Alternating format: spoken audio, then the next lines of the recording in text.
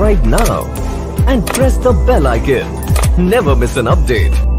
Subscribe करें हमारे channel को और दबाएं बेल आइकन को लेटेस्ट वीडियो सबसे पहले देखने के लिए।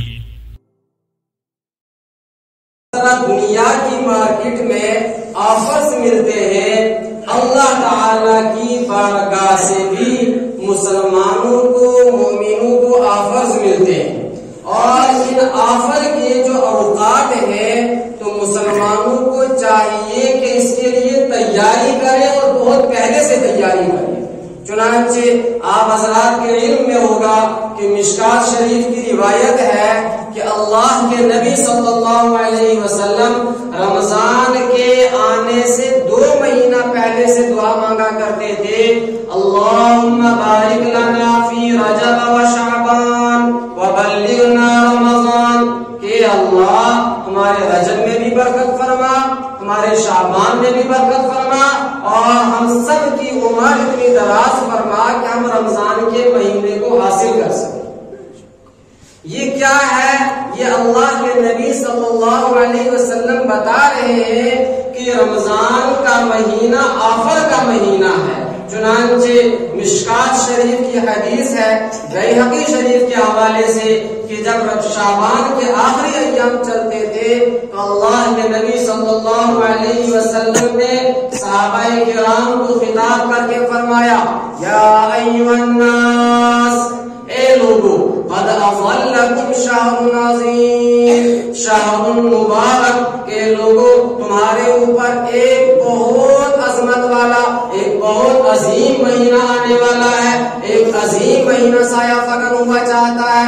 शहरुन मुबारक, एक बहुत ही बरकत वाला महीना आ रहा है और इसकी अजमत और बरकत के बारे में अल्लाह के नबी सल्लल्लाहु अलैहि वसल्लम फरमा रहे हैं कि मुसलमानों तुम अंदाजा नहीं कर सकते हो कि इस महीने के अंदर कितनी बरकतें हैं, कितनी अजमतें हैं। चुनांचे फरमाया कि इस रहमत और बरकत की एक मिसाल, शहरुन फीही लैलतुन खैरुम मिन अल्फि शहर, एक ऐसा अजीम महीना है, इस अजीम महीने में अल्लाह ने एक रात ऐसी रखी है जो 1000 महीनों से अफजल है। 12 महीनों का एक साल बनता है। इस एतबार से अगर 1000 महीनों को 12 में डिवाइड करेंगे तो 83 साल और कुछ महीने बनते हैं। यानी एक रात में इबादत करने का सवाब 83 साल इबादत करने के बराबर नहीं, उससे भी ज्यादा मिलता है।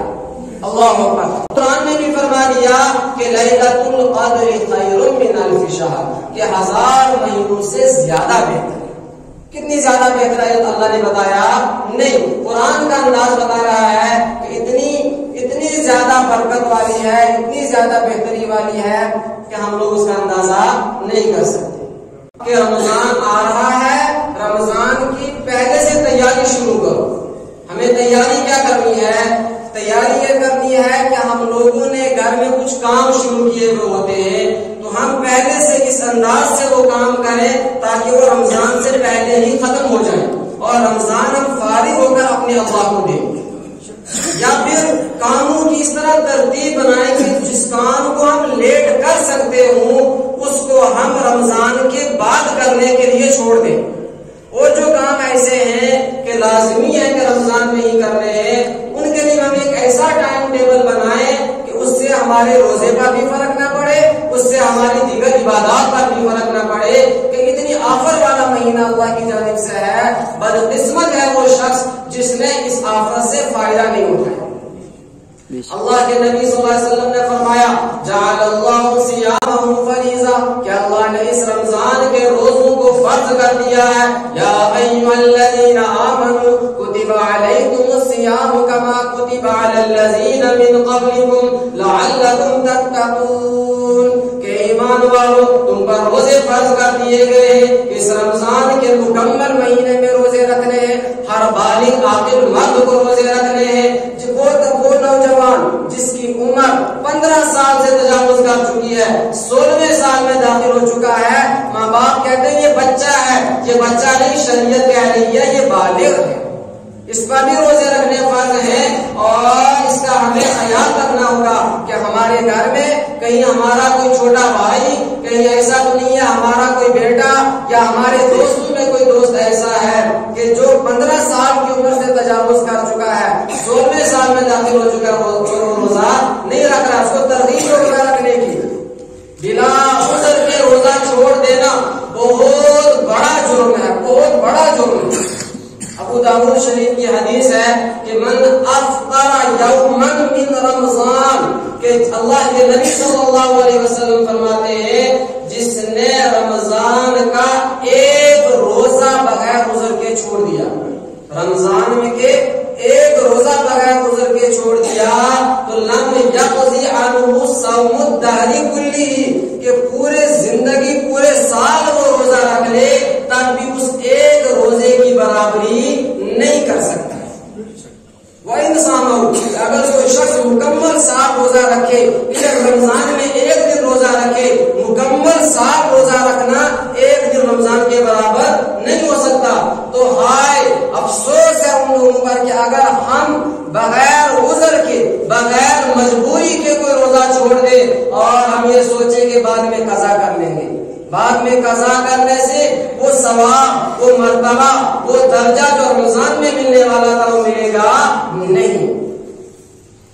حدیث شریف میں آتا ہے اللہ کے نبی صلی اللہ علیہ وسلم نے فرمایا من تقرب فیہ بخصلۃ من الخیر کان کمن ادى فریضۃ فیما سواه، کہ رمضان کا ایسا متبرک مہینہ ہے کہ جس نے اس میں ایک نفلی عبادت کی، ایک نفلی عبادت کی، کان کمن ادى فریضۃ فیما سواه، تو رمضان کے علاوہ 11 مہینوں میں ایک فرض ادا کرنے کا جتنا ثواب ملتا ہے اتنا ایک نفل ادا کرنے کا ثواب ملتا ہے۔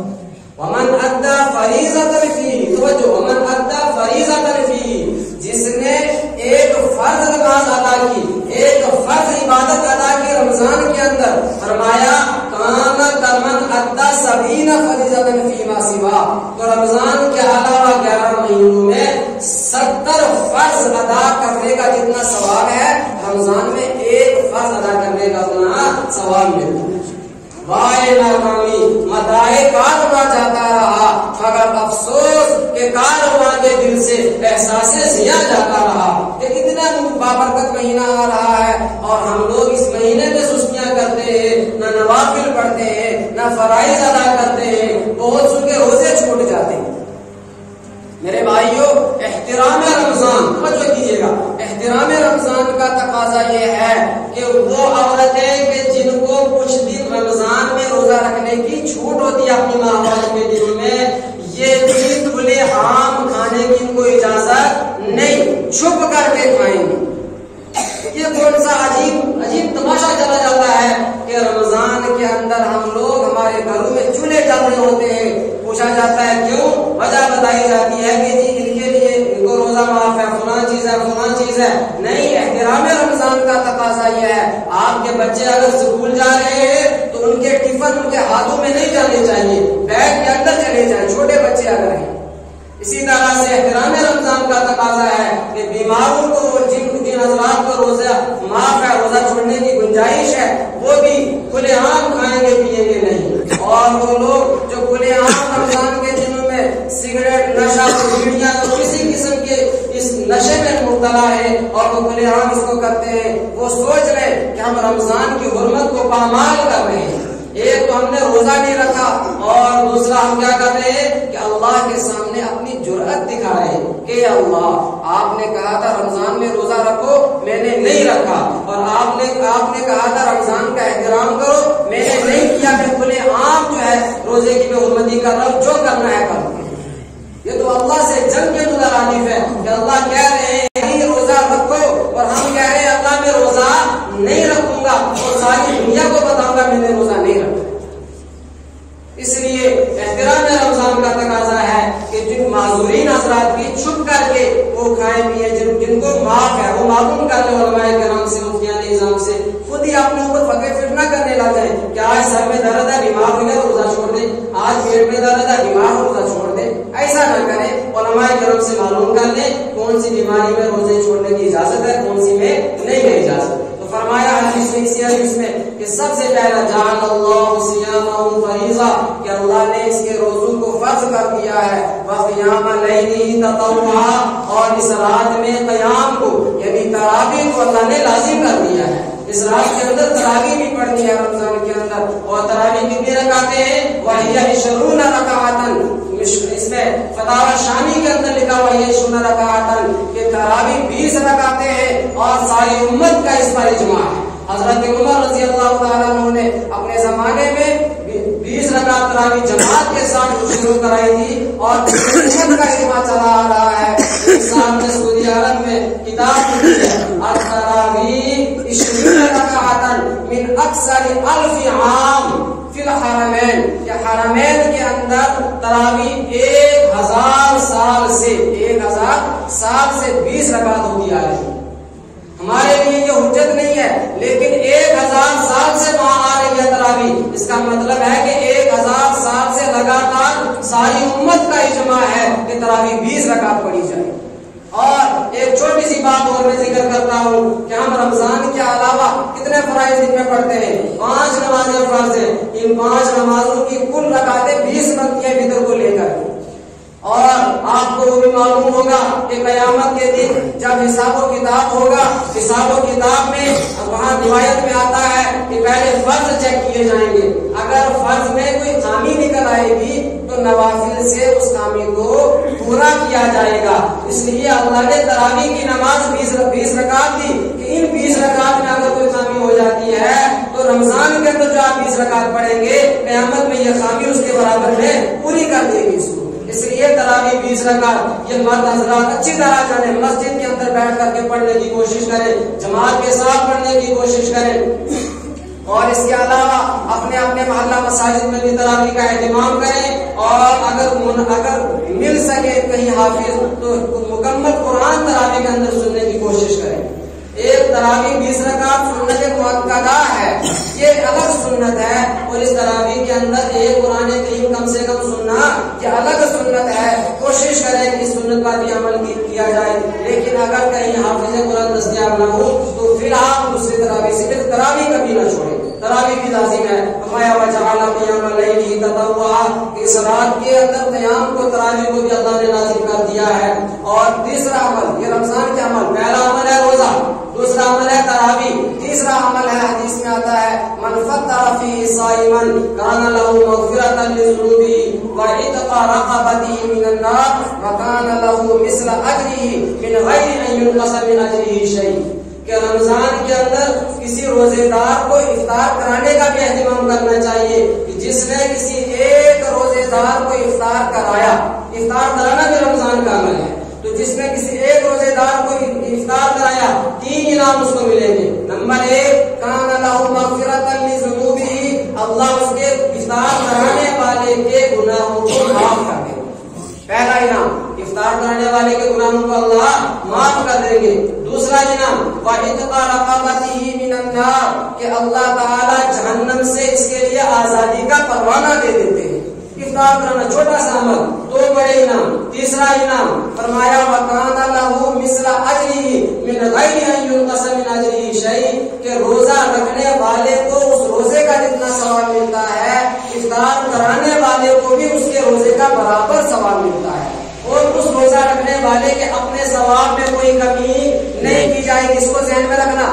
بعض لوگوں کو جب کہیں بلایا جاتا ہے کہ آپ آئے, ہم آپ کی افطاری کا نظم کرتے ہیں, ہم آپ کو افطار کرائیں گے, وہ لوگ اپنے گھروں سے کھجوریں ساتھ لے آتے ہیں کہ ہم اپنا ثواب اس کو کیوں دیں. مولانا یہ آپ کا ثواب نہیں ہے, یہ ثواب اللہ کی جانب سے بطور انعام کے مل رہا ہے. اس کو آپ دیں یا نہ دیں اس کو تب بھی اللہ دیں گے.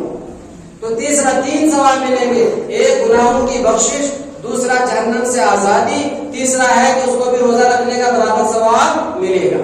یہ 3 انعام ملیں گے. لیکن اب ایک سوال ذہن میں آتا ہے, یار روزے دار کو افطار کرنے کتنا بڑا عمل تو ہے, لیکن پیٹ بھر کر کے ہر کوئی کو نہیں کھلا سکتا ہے نا. کیسے کھلائیں گے؟ کچھ غریب ہوتے ہیں, کچھ فقیر بھی ہوتے ہیں, کچھ کے پاس اتنی آمدن نہیں ہوتی ہے, مشکل سے اپنا گھر چلتا ہے. تو اللہ کے نبی صلی اللہ علیہ وسلم سے صحابہ نے عرض کیا کہ افطار کرانے کا مطلب کیا ہے, مطلب تو ہمیں سمجھائیں. لیس کلنا یجد ما نفطر به الصائم, یہ بیہقی شریف کے حدیث میں نے پہلے پڑھی تھی خطبے میں کہ ہم میں سے ہر کوئی اتنی مقدار میں نہیں پاتا ہے کھانا کہ جس سے وہ روزے دار کو افطار کرائے. اللہ کے نبی صلی اللہ علیہ وسلم نے عجیب جملہ فرمایا کہ یؤتی اللہ ھذا الثواب علی مذاقۃ لبن شخص ایک گھونٹ دودھ پلا کر بھی افطار کرا دے یا ایک گھونٹ پانی پلا کر کے افطار کرا دے، یا پھر تیسرا فرمایا اگر ایک کھجور کھلا کر کے بھی افطار کرائے گا اللہ یہ ثواب اس کو بھی دے گا، اس کو بھی یہ ثواب ملے گا۔ البتہ جو پیٹ بھر کر کے کھلائے گا اس کا ثواب اس سے ڈبل ہو جائے گا۔ ایک تو یہ 3 ثواب ملیں گے، اس سے ڈبل کیا ہوگا؟ فرمایا ومن اسقى صائما، کہ جس نے کسی روزے دار کو پیٹ بھر کر کے کھلا دیا اللہ تعالیٰ اس کو حوض کوثر سے وہ جان نصیب کریں گے کہ جنت میں داخل ہونے تک دوبارہ اس کو پیاس نہیں لگے گی، محمد رسول اللہ صلی اللہ علیہ وسلم کے ہاتھوں سے۔ تو مختصراً میں عرض کر رہا ہوں کہ رمضان آ رہا ہے، ایک روزوں کا بھی اہتمام کریں، تراویح کا بھی اہتمام کریں، کسی روزے کی افطاری کا بھی اہتمام کریں کہ اپنے دوستوں کو اپنے احباب کو اور ان کو بھی روزہ افطار کرایا کریں، پیٹ بھر کر کے کھلا دیں۔ چوتھی چیز پیٹ بھر کر کے کھلا دیں تو زیادہ افضل ہے۔ اس کے علاوہ رمضان کے مہینے میں تلاوت قرآن کریم کی بھی کثرت کریں۔ روزے کا رمضان کا اور قرآن کا آپس میں گہرا رشتہ ہے، اسی طرح سے ذکر اللہ کی بھی کثرت کریں۔ ایک حدیث میں آتا ہے بحقی شریف کی حدیث ہے مشکات شریف کے حوالے سے کہ جنت کے رمضان کے اندر 4 چیزوں کی کثرت کرنی چاہیے۔ پہلی چیز ہے کہ اکثر من ذکر لا الہ الا اللہ، کہ لا الہ الا اللہ کثرت سے پڑھا کریں۔ دوسری چیز فرمایا گناہوں سے استغفار کیا کریں، اس کے نام کہتے ہیں استغفر اللہ۔ تیسری چیز فرمایا کہ اپنے لیے جنت کی دعا کیا کریں، اس کو ہم کہتے ہیں اسألک الجنہ، کہ اللہ ہم آپ سے جنت طلب کریں۔ اور چوتھی چیز فرمایا کہ جہنم سے پناہ مانگا کریں۔ اس کو ہمارے اکابر نے 4 جملوں میں ذکر کیا ہے، لا الہ الا اللہ ونستغفر اللہ ونسألک الجنہ ونعوذ بک من النار۔ لا الہ الا اللہ ونستغفر اللہ ونسألک الجنہ ونعوذ بک من النار۔ اس کی بھی رمضان میں کثرت کریں۔ اللہ کرے کہ ہم رمضان کو مکمل حاصل کرنے والے بن جائیں اور رمضان کی خیرات و برکات کو لینے والے بن جائیں۔ وآخر دعوانا ان الحمد للہ رب العالمین۔